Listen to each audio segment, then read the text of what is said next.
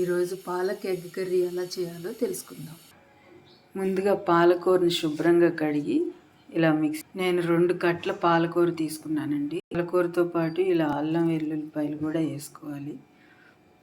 అలాగే యాలుక్కాయలు, లవంగాయలు, చిన్న ముక్క దాల్చిన చెక్క, అలాగే కారం కోసం పచ్చిమిరకాయలు.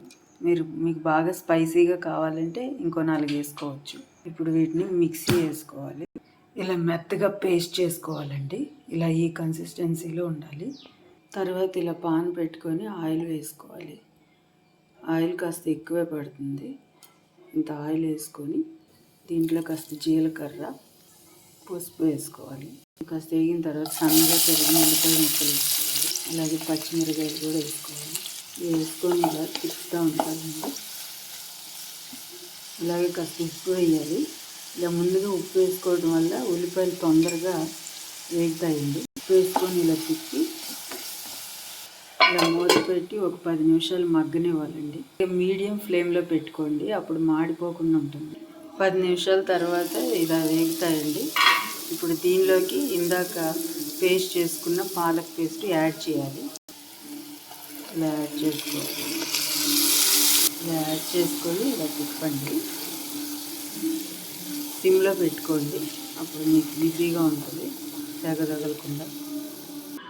ఇలా వేసి ఇలా తిప్పాలండి. తిప్పిన తర్వాత దారిలోనే కాస్త వాటర్ వేసి ఇలా పోసుకోవాలి, తొలుపుకొని.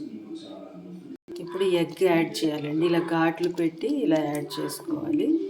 లేదంటే ఇలా కట్ చేసుకొని అయినా ఇలా యాడ్ చేసుకోవచ్చు. 2 రకాలుగా అయినా చేసుకోవచ్చు. నేను ఇలా చేశాను.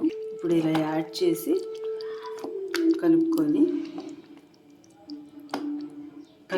ఇలా మూత పెట్టి మీడియం ఫ్లేమ్లో పెట్టి ఒక 15 నిమిషాలు ఉడకనివ్వాలి.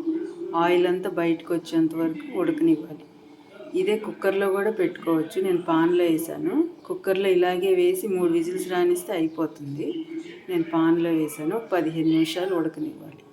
ఇలా 15 నిమిషాలు ఉడికిన తర్వాత ఇలా మూత తీయాలి ఫ్రెండ్స్. చూడండి, ఇలా ఆయిల్ బయటకు వచ్చి బాగా ఉడికింది కదా.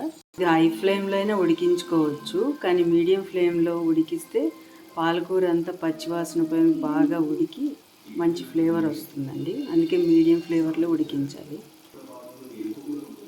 ఇప్పుడు మొదటి ఉల్లిపాయలు సాల్ట్ వేసుకున్నాం కదా. ఇప్పుడు టేస్ట్ చూసుకొని సాల్ట్ కనుక సరిపోకపోతే ఇంకాస్త యాడ్ చేసుకో. సాల్ట్ని యాడ్ చేసుకొని ఇలా మిక్స్ చేసుకోవాలండి. ఇదే విధంగా కుక్కర్లో అయినా వండుకోవచ్చు. కుక్కర్లో అయితే ఇంకా త్వరగా అయిపోతుంది. ఇలాగే పెట్టి ఇదే విధంగా పెట్టి 3 విజిల్స్ రానిస్తే ఇంకా త్వరగా అయిపోతుంది.